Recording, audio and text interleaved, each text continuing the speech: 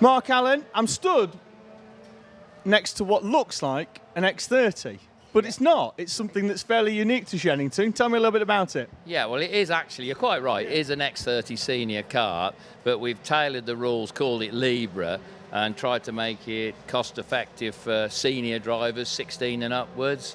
So the kart here is one of our customers. We try not to get people to run in the awnings if possible, because that costs more money.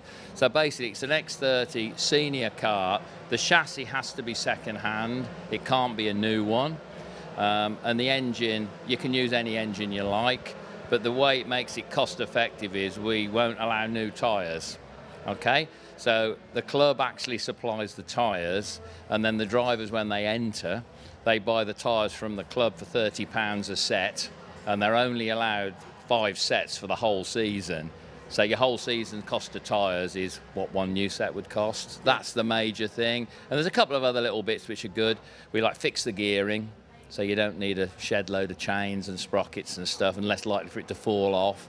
So that's a fixed cost. You've got a 78 tooth sprocket on the back. And the thing what we thought of as well is obviously some of the drivers these days are quite big, the older drivers, so they struggle to make the weight. So we've tailored it so if you want to run at 162 kilos, you run the junior restrictor, which reduces the horsepower to about 22 horsepower. If you're 84 kilos and above as a driver weight, you can run without the restrictor at 192. And like in qualifying, I think it was a restricted, a non-restricted, and then a restricted. So it's the only class in karting that if you're a big person, you can compete at. I'm about 89 kilos. I'd be banging for one of these. That's it. You need one. And it mixes round. Obviously, in the colder weather, maybe the heavier driver gets an advantage, warms the tyres up. But like when it's boiling hot, it swings round. So it's as close as you're going to get when you have a mixed class, isn't it? It's never going to be 100% accurate, but it's pretty close. And when I've been speaking to Graham, he told me that this is pretty much your brainchild. What drew you to creating a class like this? Well, when I started racing in the 70s, 90% of the drivers were seniors.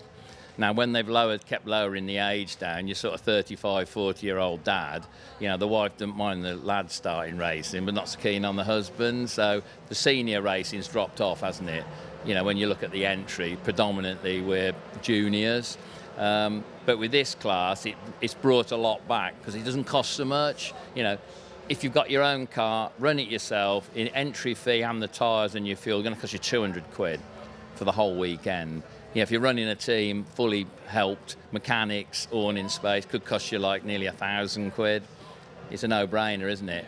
You'll spend 200 quid and think, that's a bit of fun. Spend 800 or 900 quid. It's not really fun, is it, if it starts going wrong? Well, that's it. When you're spending nearly £1,000, you want to do well, don't you? That's Correct. The thing. So, whereas with this, you can turn up and you can take that time to progress and get yourself to the front. Yeah, and then obviously we only do Libre at Shenington, but if you want to go and race at Wilton Mill or somewhere, you basically get it to the right way to the class, and you put the tyres on for the class, which is the yellow tyre, as you know, where we run it on the junior tyre because it's more durable. So we just sort of, as a team, collate the tyres. They've all done between 50 and 70 laps, mark them up in sets, and then they get another 2 meetings out of them. So we're environmentally friendly, look.